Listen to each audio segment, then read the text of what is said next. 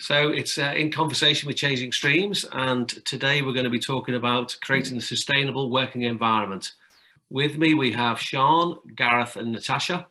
So to start off with, I'm going to start off with Sian, and if you can give us a little bit about yourself and a bit about your life, and then we'll move through. How long have you got, Brendan? Hello, everybody. Lovely to join you all. Yes, Sian Sutherland. I'm co-founder of an organisation called A Plastic Planet. Probably the least likely eco-warrior that you will ever meet. Massive plastic sinner. My background is that of an entrepreneur. And most latterly, I co-founded and ran a skincare brand. So you can imagine how many plastic bottles I've pumped out into the environment. But I had my own personal epiphany some 6-7 years ago now, and now I fight the good plastic fight, working with governments to bring in new laws, legislation, fiscal policy, and also working with industry, because as an entrepreneur, you will understand, I believe passionately, in the power of business to create change for good. Thank you, Sian. If it makes you feel any better, I also had an epiphany. I pioneered pre-packed nails, so I put millions and millions and millions of plastic bags into the environment. But then I saw the light, and I've moved on. Natasha. Hi everyone, nice to meet you. My name is Natasha Connolly. I'm an Associate Director in Sustainability at Arup. Arup is a multidisciplinary consultancy firm, a global firm. You probably tell from my accent, I'm not a local from northwestern Yorkshire, but I'm originally from Australia and I moved over here 3.5 years ago with Arup. My expertise is in sustainability broadly, particularly at an organisation level, really working with companies and governments and different organisations across different sectors in terms of really striving for better sustainability outcomes and embedding sustainability into decision making. I also work with companies and organisations at design level and also when they're looking at business cases to really, as I said, work out what the main drivers are for their sustainability agenda and how we can really set to achieve across the spectrum. Fantastic. And Gareth. Good afternoon, everyone. I'm Gareth Simpson. I'm Head of Operations at Chester Zoo. So those who don't know Chester Zoo, we're a major wildlife conservation charity, and it's our mission to prevent extinction. So kind of very aligned in some of the conversations that hopefully will take place today. I've been in the zoo 8 years. Originally, I came in to manage a construction project for a redevelopment of part of the zoo called Islands, and then after that moved into operational role. So managing health and safety, our FM team, security, first aid, visitor operations, and now within the senior management team and as part of our conservation master plan, what's popped out of that is 4 pillars, one of which I'm leading as a project, which is our journey to zero waste by 2030. So here I am. Fantastic. Okay, so the big question to start us off is, I think we all agree that in order for a business to retain its employees and team members, also to keep their customers and acquire new customers, they're going to have to show that they are creating a sustainable working environment. My question to each of you is how? And we'll start off with Gareth. Okay, no problem. I think best for this, if I could tell you a little bit about our journey to get the goals, that's kind of important. I have mentioned the conservation master plan that will pop up, but it's important, I call this doing the right thing, and it's the right thing for the world, the planet. It's the right thing for our visitors, our employees, which is important, and of course, all our future visitors and staff who will come through the doors at some point. So I think if you look at Chester Zoo, I said we're a major wildlife charity and we're making that contribution to tackling global extinction at a time when it's needed most. So it does need deliberate and innovative conservation actions, and we rise to that call through what I've said before, the conservation master plan. That sets out how we all work collaboratively in the organisation, looking at contributions, yes, to restore populations for wildlife, creating conditions for reversing further loss of biodiversity, but engaging people and influencing policy is going to be key to that. And it's those last 3 things that I see key to me in this project and the team I'm going to work with as we move towards zero waste in 2030, because that will have the biggest impact. if we look at it, you know, aside from the work we have to do as an organisation, we've got this really unique opportunity through education of our visitors and our members, and of course, wider engagement with the public. We play a major part in raising awareness for that plight, and it's what we do. So if I roll back to a normal year and just take a look at sort of the level we can reach, like 2019, so pre-COVID days, which I hope we see normality from here on in, we see visitor numbers rising to over 2 million.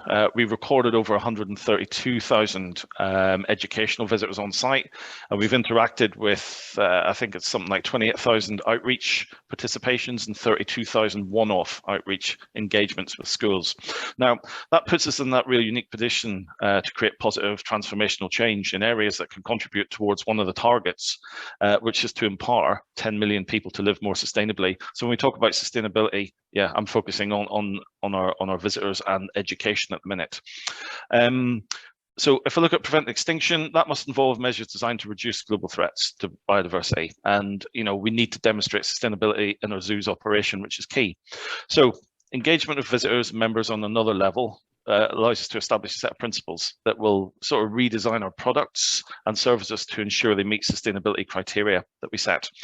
Pardon me.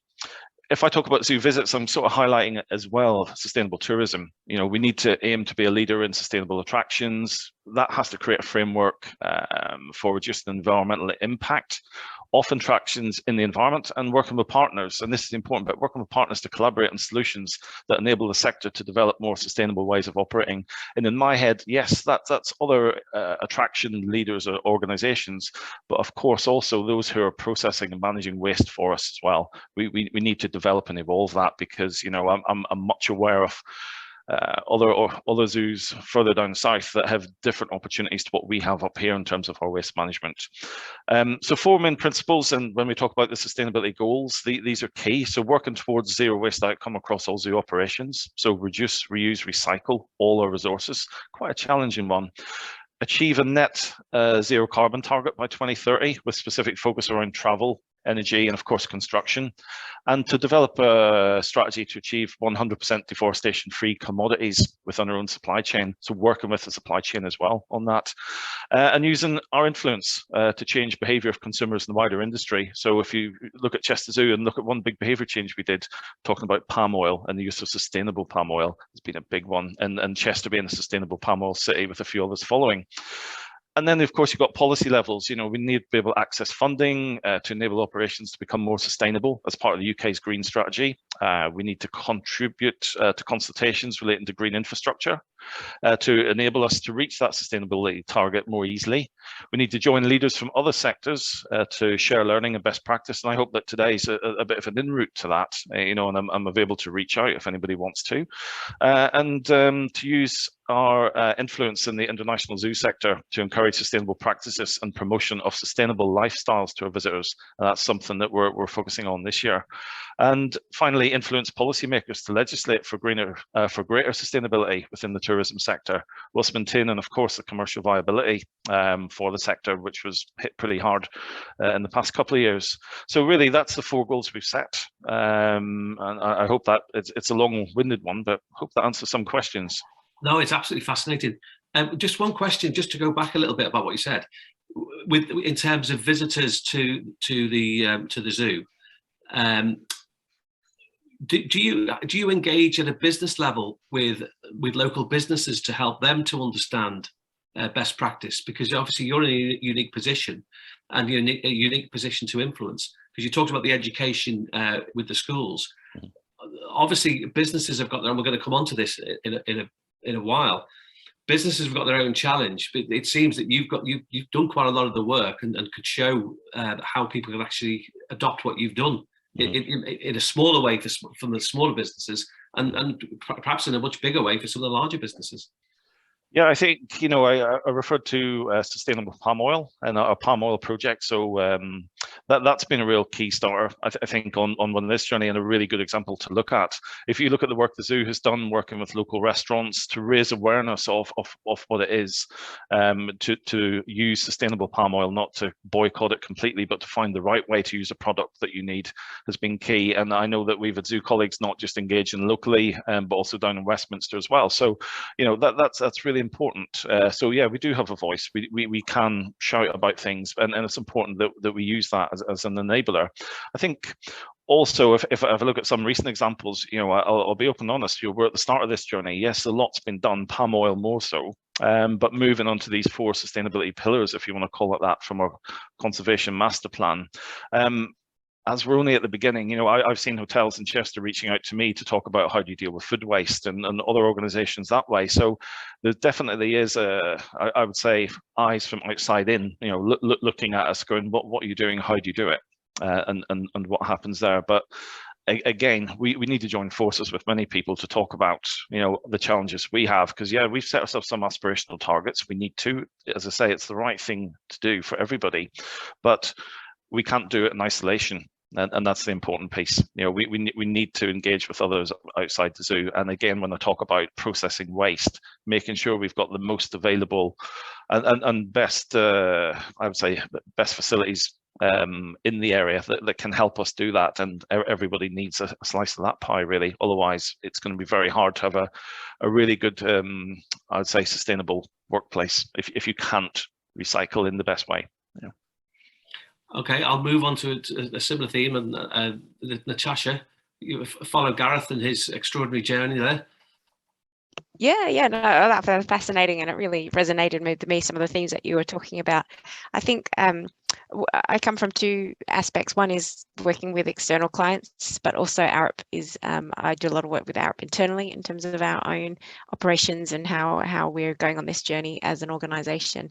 And I think between the 2, and I think Gareth has summarised it really well, there's a number of areas. One is about knowing your business and understanding the extent of your impacts. And I think, you know, we've talked quite a bit already about supply chain and your suppliers. And I think in the past that has been, you know, people kind of thought, well, that isn't within our control or influence. It's, you know, they've kind of only really looked at their own internal operations. But I think really understanding your business and how, you know, the power of your investments and the power that of your purchasing is part of your full impact of a business.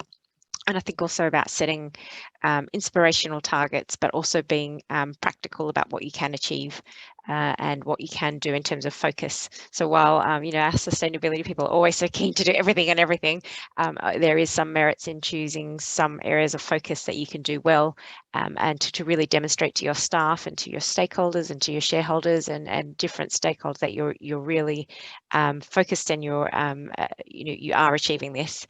And I think a part of that is also about this, one of my favorite terms is sort of walking the talk, because a lot of organizations might come up with these big aspirations and they're going to do this, but then, you know, on the ground level, it's not connected and they're not doing exactly what they've said that they're doing. So I think, you know, having that authenticity and in terms of walking the talk and really, you know, standing up to that scrutiny is really important. But also being humble in terms of the challenges. And as Gareth said, you know, sometimes these challenges we can't just solve ourselves. And it's really important to share information and be collaborative and really recognise the challenges, but also the opportunities to go ahead. And I think transparency is really important. You know, as again, it's about sharing information, sharing that journey that you're on, but also, you know, both in terms of the external market, but also to your staff. And also about empowering all levels of staff and people that are making that organisation level. It's not just, you know, your sustainability team sitting in a corporate function, beavering away in an office. Everyone has to be on this journey. And so it's about empowering people who are making decisions, you know, at office level or on a project level or all aspects of the organisation. Everybody has a role to play and they can really take that on. So as long as, you know, this kind of education and empowerment is absolutely key to success as well. Excellent. Sean. What can I add? What can I add? Because so much great stuff has already been said. I'll give it a slightly different perspective from somebody who, you know, as I say, believes in the power of business, but also understands how very, very difficult change is when you've got the day job. And we all know, you know, that the old Milton Keynes, the Keynesian definition of business has really changed now from the 1970s, where everything was driven towards rewarding shareholder value and delivering profit. And now profit is considered to be number 5 in the list of what the purpose of business should really be. And when I talk about that word sustainability, I don't know about you, but I slightly struggle with it. It's one of those words. What does it even mean now? Sustainability. What does it mean? And it's not even a very aspirational word. If somebody says to you, "So how's your marriage?" and I said, "Oh, it's sustainable," you say, "Well, that's no high bar, is it? That's not exactly something to really gun for." So I wonder if within the world of business, there's a different way that we can frame it.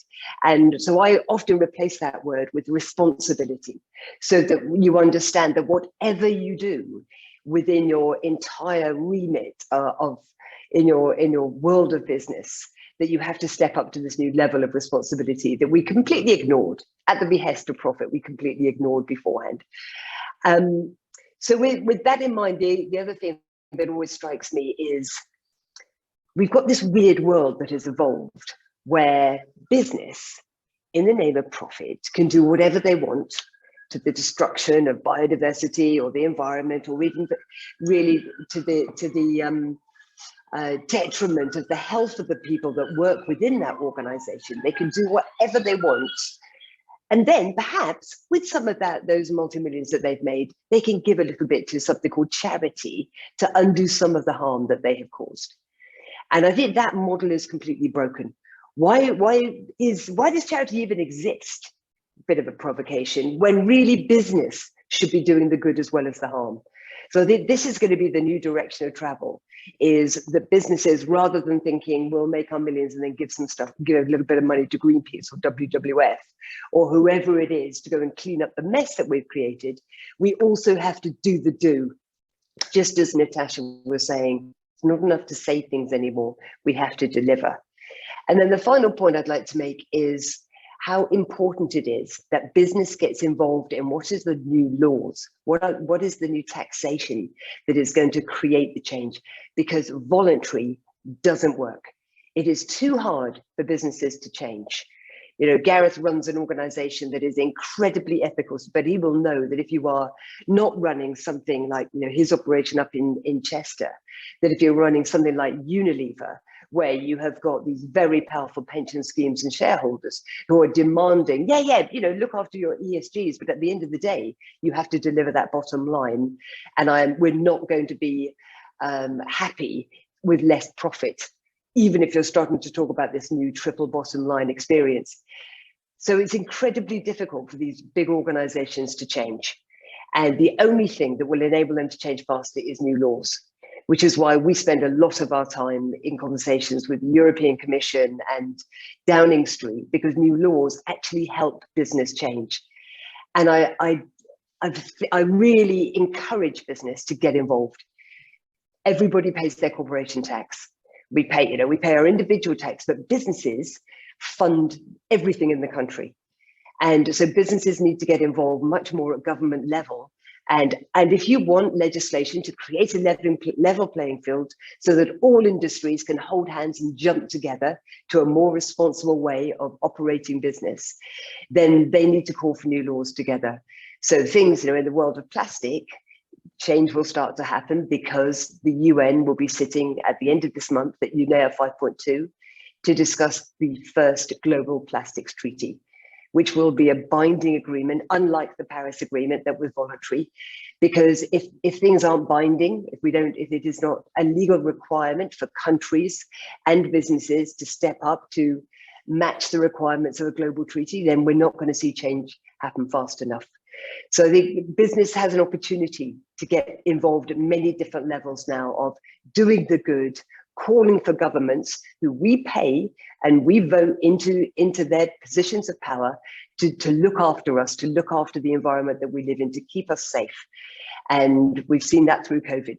This is what the government is there to do. They need to step up to their different level of responsibility, not be scared of introducing bolder legislation. Industry can call for that now. No, absolutely. And coming back to sustainability, responsibility, I actually would add in efficiency, because if we're minimizing our consumption of what we do within an organization, we're minimizing the products we consume, we're minimizing the energy we consume. All of that should filter to the bottom line anyway, because we're more efficient as an organization. So it's it makes a lot of commercial sense to really look at It's your good business. organization. You know, yeah, so it's not rocket science, but some people are building rockets when we could be building something else, but that's a different conversation, not for today. Natasha, do you want to respond to anything Sian said on that?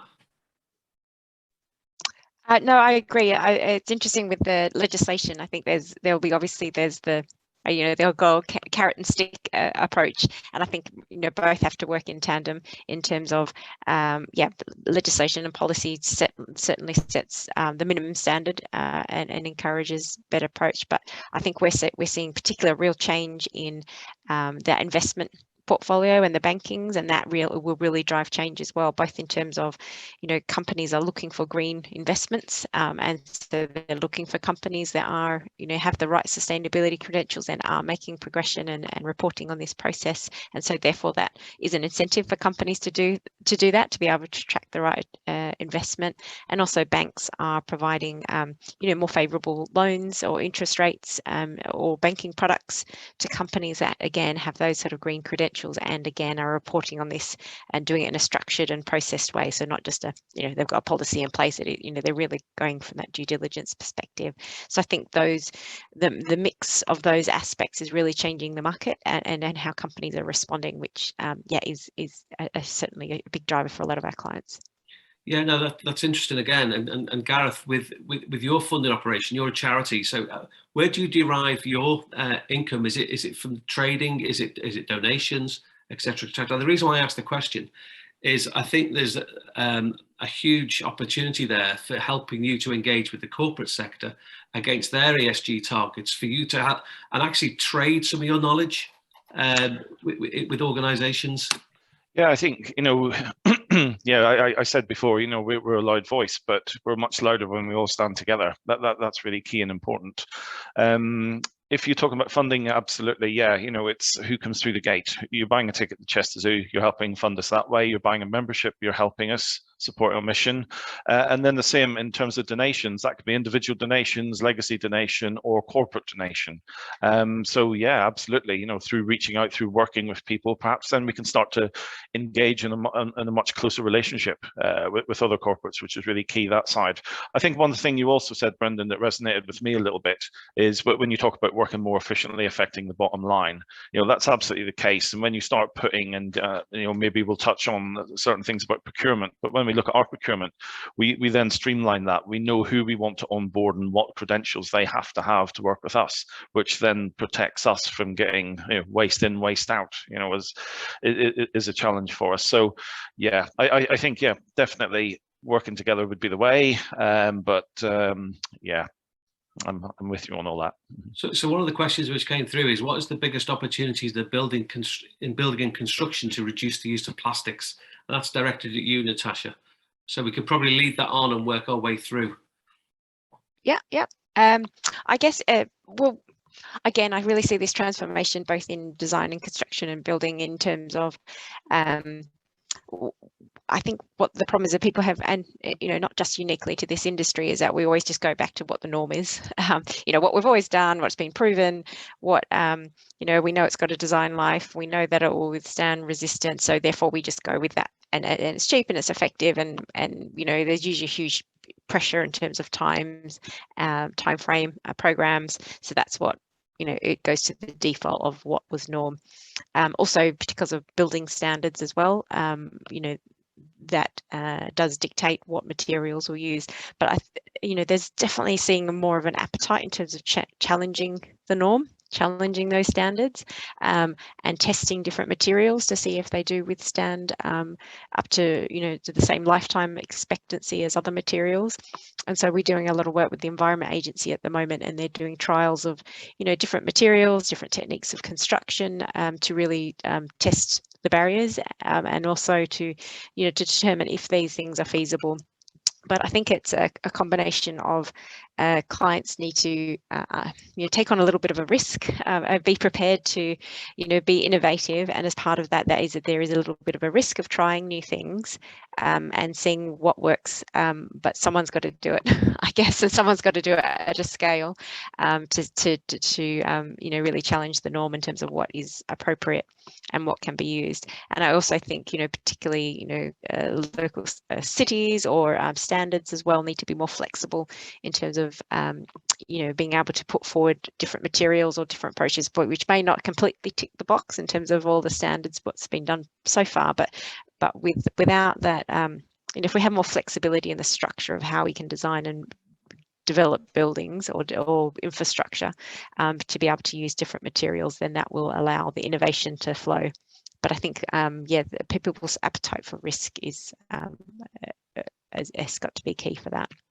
But we're definitely seeing a real shift towards the circular economy, and that sort of real circular approach on buildings and infrastructure and design and use of materials. So that I guess is a great shift in terms of that people are really thinking of end of life and what the materials and what buildings can be used at the end of the design life, rather than just purely thinking we're designing for this design life and then we move on. It's kind of what happens at the end. How can it be built for deconstruction? How can it be disassembled, or how can it be reused? It's that whole of life design approach. Yeah, and a whole life cost and a whole life value.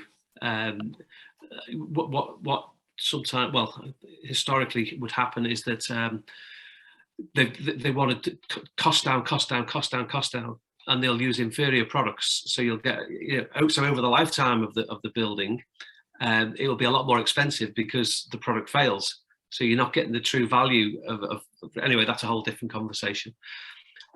So I would imagine that comes on to. I think it's. Sorry, carry on. Yeah. Oh, sorry. I was going to say. I think the other aspect of that we see, particularly on, with.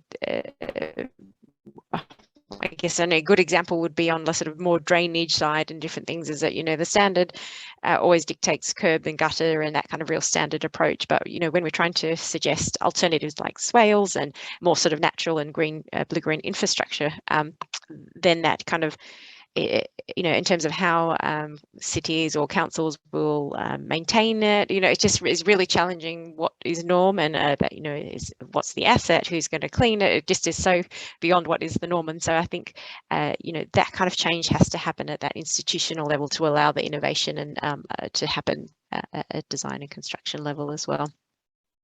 Sian, I was going to ask you from a policy and lobbying perspective. From what Natasha's saying there, a lot of the challenges can be with the standards and with policy. So they just haven't moved. You're absolutely right. They just haven't moved with the times. And how many times do I have to hear? But plastic is the safest material that we can possibly use, and in health and safety, it's the only one. You think, how crazy is that? We're using this permanent toxic material that exists forever, largely for temporary purposes like packaging, and yet still the governance that we have dictates that we continue to use it because other things are too nascent in the market. So yeah, it's absolutely right. We need British standards. Everything needs to really pick up the pace, because we are now seeing a huge amount of new materials being brought onto the market that need to be accepted at scale and at speed. Yeah, absolutely. Gareth, have you got any comments on that? Yeah, I think, listen to what you're saying. I kind of, in my operation and the role that I have here is I kind of sit outside. I see that more so, if that makes any sense. So we do have developments in the zoo. We're looking at the materials, the material costs going up, etc. And of course, as a charity, it's a hard decision, but you need to make the right decision. I can make quick reference to a staff canteen. The inside of that was fitted out using recycled wood. Exactly the same for the Oakfield, big restaurant that we have on site. Again, that was recycled, reclaimed furniture inside. So there are ways to keep it down, but then there are also pressures and challenges, because as a zoo, we have to think about animal containment. I don't like the word containment, but we do have to look after them that way. They've got amazing enclosures, but we do have to look after them, and that can involve steel, that can involve different materials. We have to think about aesthetics, because we are visitor attractions. Things do have to look good, they have to look realistic as well. But then also we've got the other side, as you touched on, which was safety. Safety is there as well. We've got visitor safety, we've got staff safety, which is really important. And of course, we're mindful on the horizon. We have to see what comes out of the protect duty in terms of what we have to design and build buildings for to build out terrorism. So things we need to be mindful of. So yeah, I'm kind of watching it all happen, but yeah, we could do with some change. Yeah. So when it comes to the waste, because we know that a lot of the product's not used, what strategies can companies do to actually minimise that waste? And I'm directing this at you, Gareth, because you're probably in a unique position with your space within Chester Zoo to think about the wider alternatives for reuse within your own ecosystem. Absolutely. Close the loop would be amazing to get to, but you need to start somewhere at the beginning. And I think you can't manage what you don't know. And that's really the piece I would start with and certainly talk about here is give my example of where we've been in the past 9 years. So you need to understand what waste you're generating, because then that generates that baseline. And it's only from there you can help define really what's achievable and highlight any quick wins you can do there and then. You also need to really consider, are we equipped, are we resourced, experienced to take this on ourselves? Do we need a partner to support us into what would be a highly efficient waste management system in many aspects from that? So really understand what you have today, what you want to achieve and where you get there. So we've taken, if you start at that base level, we've undertaken audits of all our staff welfare spaces, understand what facilities they are present, because they are dotted around the zoo. We're a very large site. So looking at the recycling opportunities they have, how we standardize that so our waste collections are aligned in terms of segregation and what we can actually recycle. The question itself also highlights key areas of focus for ourselves at the zoo. So by doing this, we were able to identify that some 95% of our general residual waste was procured through our own supply chain. So we had to start nailing that. There's work that was being done already in terms of single-use plastics, but really we need to focus on that. So we now review the wider supply chain, finding the best possible outcomes for them with a view of reducing, reusing, recycling all resources.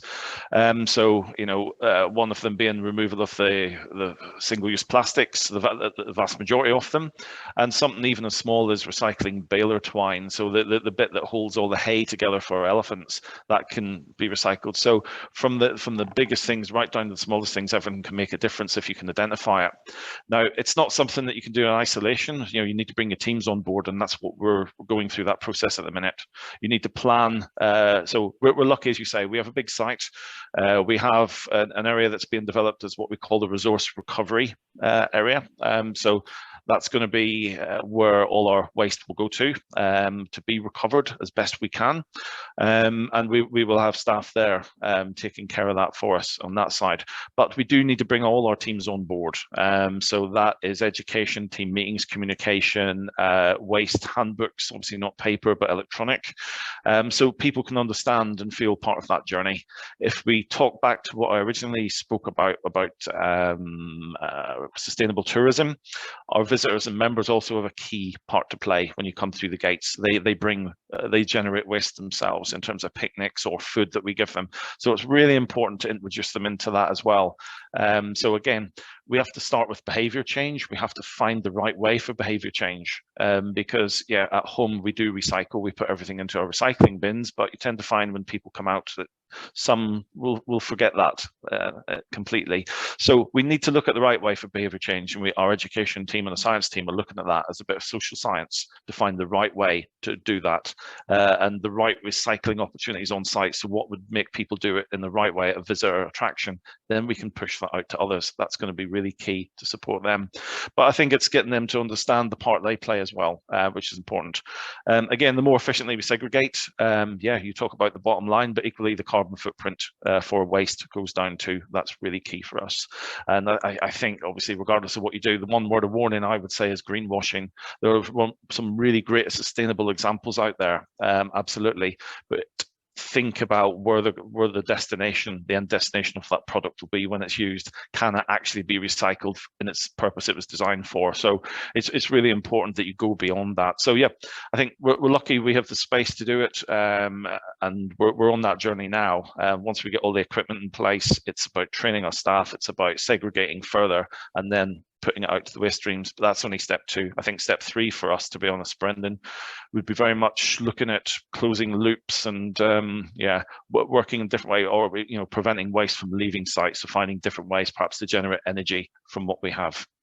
So that's me. That was one of my next questions about the different opportunities for waste, but I'll come on to that after we've heard from Natasha and Sian.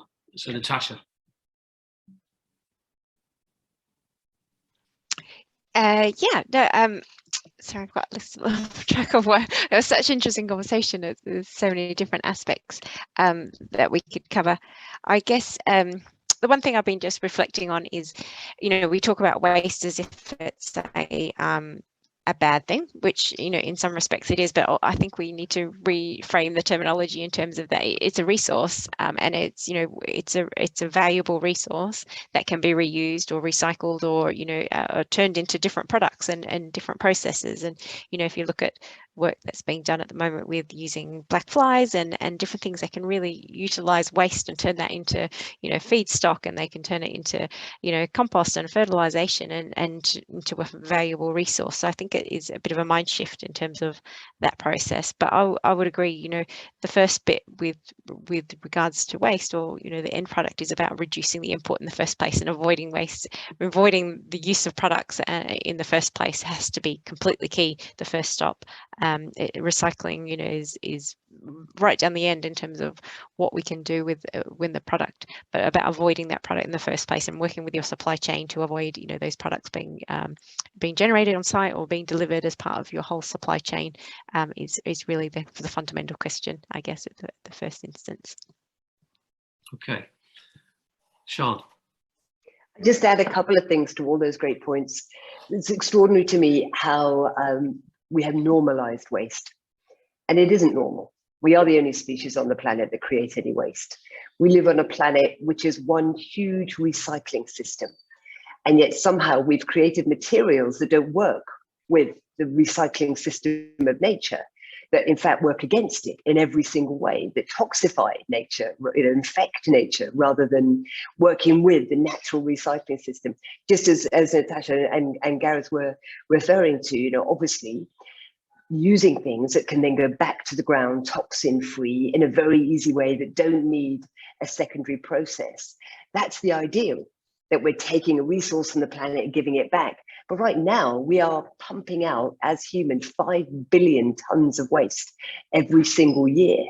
We're taking 1.7 planets worth of resources every year. So we are literally taking the resources from our children's future, using them today, calling them GDP, and then giving them back to the planet as waste. So much as I totally agree that we need to think of waste as a resource, it means that we have to fundamentally redesign products at the very beginning. You look at packaging, 40% of all plastic, which is one of the worst culprits for waste, because there is no global recycling system for plastic. Unlike paper, card, glass, metal, inherent value systems for those. Plastic, there isn't. So we need to stop fooling ourselves that we think plastic is being recycled. In the UK, we recycle less than 10% of our plastic. We export 60% of it. In the US, it goes down to less than 5% of plastic in the US recycled there. So, and yet, per capita, the US are #1 producers per head of plastic waste, and the Brits are #2. So they're not leagues that we should be proud to be head of. So we need to redesign things. We need to go back to that very primary stage and rethink things. So, why is packaging temporary? Why do we not have an entire rethink? So just as Natasha was saying, recycle has to be the very, very last thing. And recycle is only things that are actually going to be recycled. One of the weasel words for me is that word recyclable. What does that even mean? Like, I exonerate myself of all responsibility because I made something that is hypothetically recyclable. I'm going to name one brand, Coca-Cola, the most polluting company on the planet. You add up 2, 3, and 4 pollutants, and they do not reach the levels of Coca-Cola. 120 billion plastic bottles. They think it's okay because they've made it out of a recyclable material. So that word should be just banished. If there isn't an infrastructure for being able to recycle something, there's no value system for it, we have to redesign things. So our goal at A Plastic Planet is never to look at the waste. I don't even like talking about the waste. That's the problem end of it. I like looking at the other end, which is where are the solutions and how do we turn off the tap? So if businesses can simply address that and think instead, imagine if waste was banished. Imagine if waste was illegal. Imagine if plastic as a material was illegal because there is no infrastructure for taking it into a second, third, fourth, fifth, whatever, forever life. Then we would redesign things. We'd think very differently, and we'd have a different level again of responsibility for us to step up to. So I see the moment that we have right now of this peak waste, peak, acceleration to the climate crisis, the connection of all of these things. I see it actually as something with huge optimism, because this is a tap on the shoulder for humanity to say you've gone the wrong way. Waste isn't normal. There is a reason why the bin bag is black. We pop it outside, our little bag of shame, hoping the recycling fairies will deal with it. Hate to burst a recycling bubble. There are no recycling fairies. It's just all going into some massive landfill. It's now going to incinerators. We're calling it this wonderful thing called waste to energy, thinking that that's a good thing. No, we're just burning fossil fuels. We're burning food. We're burning stuff that should actually be going back into the ground. So we need to reframe all of these things, and we need to be thinking a world without waste has to be the goal. So for that, we need to fundamentally redesign at the very beginning. So that's quite a big challenge, Sian, to say the least. The lesson I've learned on my journey is that most people only really change when their customers demand the change. So how do we get the customers? And I know when I say customers, they could be clients of Coca-Cola, they could be clients who are procuring buildings, they could be clients who visit the zoo. How do we get them to change? Now, Gareth, you're doing amazing work with your outreach and the education piece, but the challenge here, Sian, is, and this goes back to policy, have we got the ability to change, or does it have to come down to legislation? And that's to you, Sian. Brilliant. I wanted this one. So, Brendan, when I say voluntary doesn't work, plastic is a really great example of that. If you look at the Systemic Pew Foundation report, which is really considered by the United Nations and most people in the environmental space as the ground zero of a very good observation of where we are today and what we need to do. And the sad truth is that if every voluntary commitment, if every government commitment globally were to be successful, we would see a 7% reduction by 2040 in what is forecast to be a trebling of plastic production and therefore plastic pollution. So voluntary, and nobody's on track. No, everybody's got a pact or a pledge or a promise around the world of plastic. I don't know a single business that is on track to deliver by the date that they have set. So that tells us that voluntary doesn't work, and that is why we have to have new laws. And this whole thing of waiting for the rise of this mythical, ethical consumer, why is it their problem? Why is it their responsibility? When you look in the world of packaging, I didn't ask Coca-Cola to make it in plastic. I want to buy the Coca-Cola. Well, actually I don't, but I want to buy the Coca-Cola, I want to buy the product inside. I don't need the packaging that I am forced to take home. And then I've got the plastic guilt, putting it into the mythical recycling bin. So it is not the consumer's problem. I see it very simply. It is industry's problem. People buy what they are sold. It is industry's job to sell them, to build them something different. And it's government's job to mandate that they do that faster. And the only way that that will happen, and we see it time and time again. And I'm a businesswoman. I love the carrot versus the stick, but I know in this case, it won't work because it's too hard for business to change. In the world of plastic, in the world of single use, these are the most subsidized materials on the planet, the cheapest materials on the planet. And that is because they come from the most subsidized industry on the planet. And it behoves industry, it behoves the fossil fuel industry, particularly keep focusing on the waste and say that we can just recycle it, we'll build this infrastructure so we can keep pumping it out at the primary end. None of these things are going to work if we don't have new laws. So that's why we push for legislation, not because I believe in banning things or I believe in taxation. It's a blunt tool, but we haven't got time for us to wait for these little minute changes on the dial when the Titanic is going towards an iceberg right now.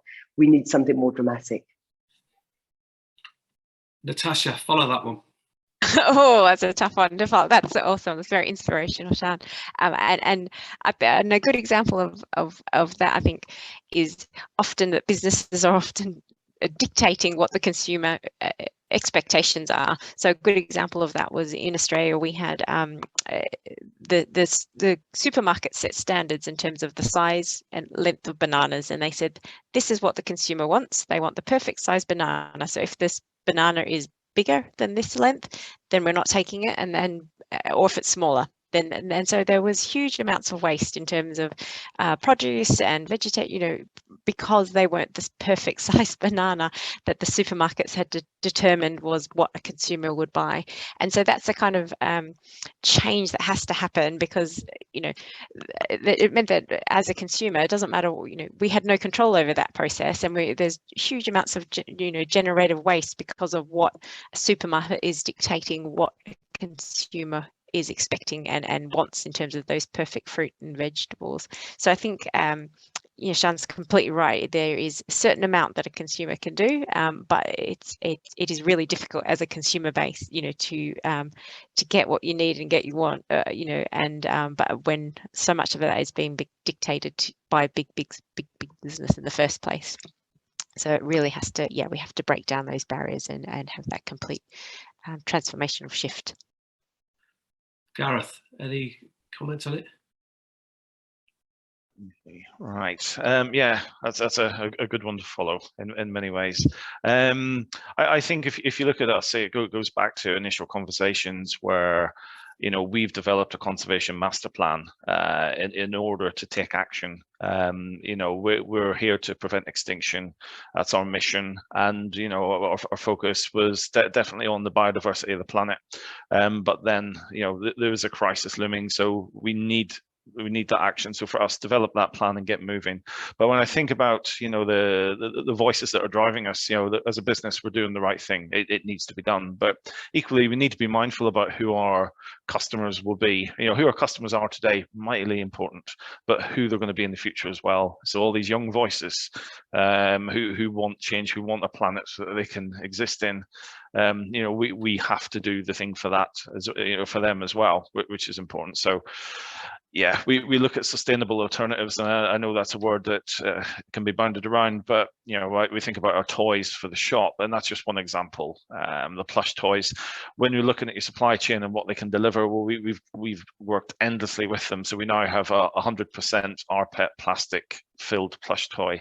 Now rPET is, for those who don't know, it's plastic collected within 50 kilometers from an ocean, coastline, or waterway that's been left. It's sort of transformed into that high quality and what can be food and food safe recycled plastic, but that's in the toys. You even go down to the plastic tigers on them. They've been removed, they're cotton instead, and the hang tags are now made from recycled card with printed soy ink. So you need to go down to that level. You need to look at everything. So yeah, it is a call to action. That's just a part of what we do here, but yeah, it's very much we need to do what we know is right, but we also have to listen to the generation that's coming up behind us and make sure we've got something for them. Interesting.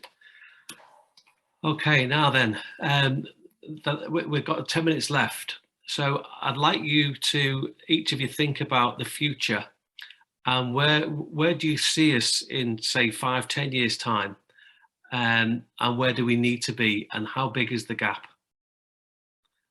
And we'll start in construction first. So I'm giving Gareth time to think there. I'll start in construction first with Natasha, because I think you probably will have done some work on this. So over to you. That's a really good question. I guess there's so many different aspects, depending if we're talking about, from a sustainability perspective. I know we need to with that broad spectrum, we want to look across the environment and social and economic, so that it encompasses all aspects of, sustainability, so including waste, including materials. And so I think that there's that recognition that we need to shift beyond thinking of the immediate needs and thinking beyond in terms of future needs, both in terms of resilience, but also about flexibility and adaptability within the built form. So making sure that we're not just building for our needs right at the moment, but recognizing these buildings are going to be around for hundreds and hundreds of years, and therefore we need to be able to design for them to be flexible and adaptable and reuse. So we've really got to shift away from that, it's cheaper to just demolish a building and rebuild something new because it's easier and it's quicker and it's cheaper, but really looking at those buildings as assets that are there for the future life and how they can adapt to how we're living, as well as how they're going to be used in the future. I think also, having that flexibility and adaptability is absolutely key, but particularly as energy processes are changing and we're really moving towards that net zero economy, then we need to be flexible in terms of how technologies change as well and how those buildings can adapt that change.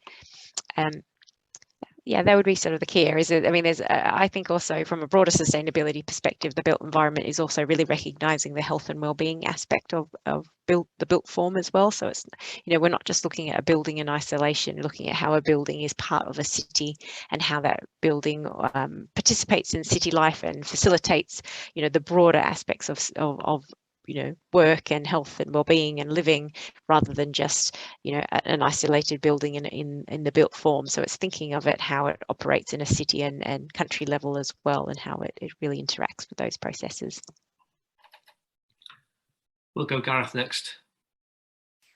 Yeah, I think just touching on what you said there, Natasha, is quite interesting about buildings facilitating well-being. I think if I think of zoo buildings, Brendan, it's very much they need to facilitate the zoo visit in many ways. They need to be here a long time, and we've got some buildings that are still here. I'm sitting about 40 feet from the aquarium, and that was built by the Mottershead family who originally started Chester Zoo. So things are here to stay. You're 100% correct on that.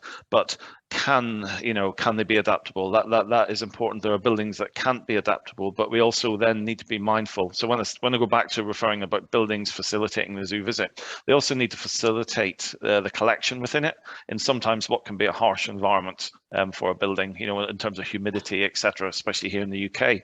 So I think for us, it's really important when you're looking at that built environment. Yeah, the building's one thing, but looking at heating systems, cooling systems, whatever we need, be it water filtration, recycling, how we maximize their use without having an impact on the environment in the best way. And we touched on a little bit, I know we haven't spoke about it, but just to hint on it in terms of reusing our waste.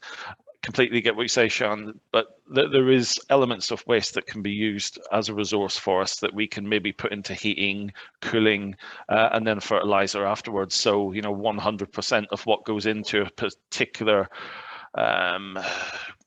item would come out 100% usable.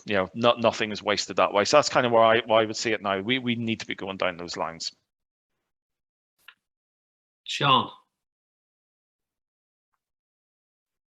So I have this fortunate position doing what I do right now. I can often be the protagonist, the slightly unreasonable person in the room demanding more change. And so I have this really annoying thing for the whole of this year, 2 months. I've been saying to everybody, imagine if you rebuilt your business today. So let's take Coca-Cola. Imagine if you created a fizzy drinks business today. What would it look like? For sure, it would not be a high fructose syrup drink that ships water around the planet, that gives people diabetes, that's packaged in plastic. You wouldn't do that today. So how extraordinary, I think, as CEO of a business, to make sure that you carve out enough time and you build that kind of innovation and incredibly broad thinking team to step aside, look at a white piece of paper and say, if you built our business today, then what would it look like? Because then you've got that North Star. And I see the businesses today, because change is so difficult, everything is about, this is where we are, this is why we can't change. I don't want to know why you can't change. That's not my job to know why you can't change. Knowing why not is a massive hurdle to get over for people.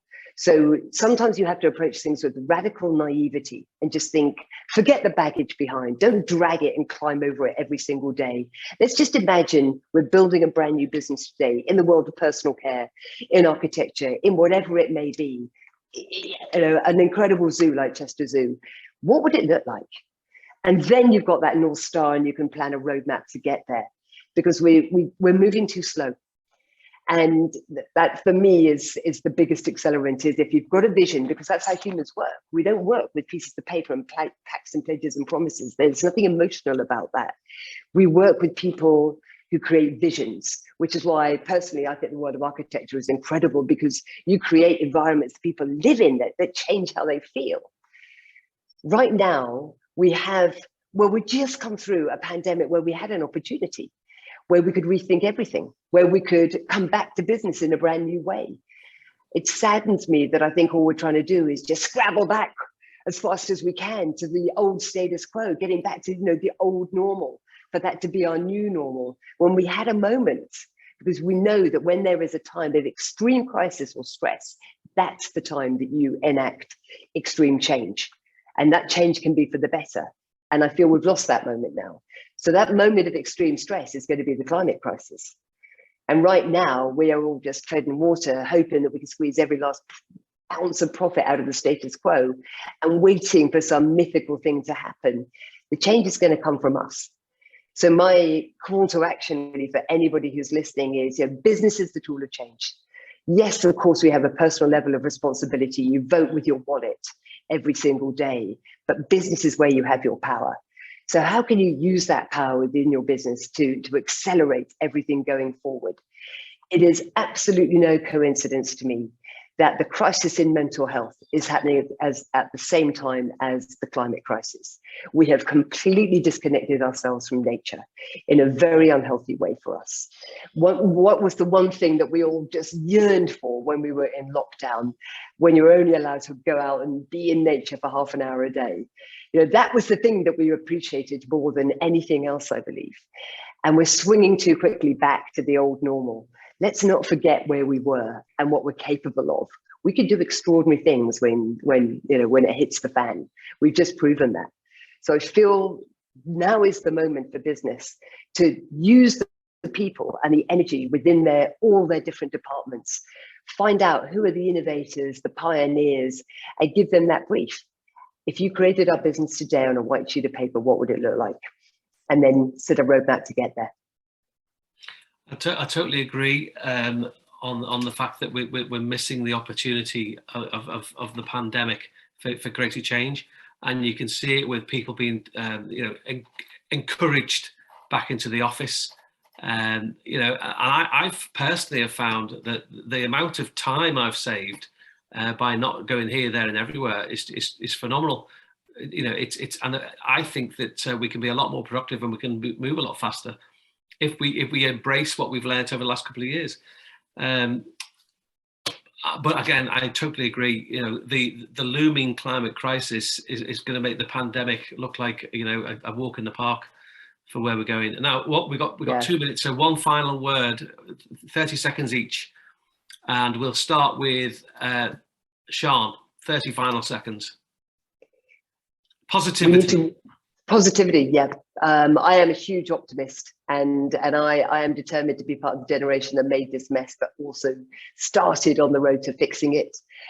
We need to get back to a completely different model where hyperconsumption is not the goal, and trying to persuade us to buy more and more and more stuff to fill the hole inside us. We will never have enough of things that we don't actually need. So we need to buy less, buy better. Business will not fail because of this. We need to repair more, we need to share more, and I think we will be happier because of it. Gareth. Right. Yeah, you say share, Sian. That's really important to me, and I think I've said it a few times about we in our journey. We've got our 4 sustainability goals that we're heading toward. We have a conservation master plan that overarches everything. But I'd like to think we're doing, we started some good work in terms of being a sustainable, in terms of sustainability and our waste. Looking that way, I think by sharing our knowledge, by working together, not just to find the best way to support other smaller organizations who may need some help, but also to try and drive that change at higher levels, be that in Westminster or be that in local authority, to try and make sure we have the best availability resources, that we can do what we can to protect the environment when it comes to recycling. So yeah, working together, sharing, that's where I'm at. And Natasha, the final words. My final words, I think, would just be to encourage everyone to act. Don't be frozen by the fear of imperfection. I think we're very industry people. I think, well, if I'm not going to do it perfectly, I won't do it. But any small action is a positive action, and and if everybody's doing things as well as they could do, that collective action is where we're going to get change, and we're going to have those benefits. So, if you can't be 100% plastic free, if you can be 50% plastic free or 70% plastic free, that is so much better than where we're at the moment. So as I said, don't be frozen by that fear of imperfection, but really act and do what you can at this point, because yes, as Sian has said, it's no time for sitting on our morals. We've got to act now. So yeah, I'd encourage you all to do what you can. Natasha, Gareth and Sian, I'd like to thank you very much on behalf of Changing Streams, and I look forward to seeing you again. Thank you very much.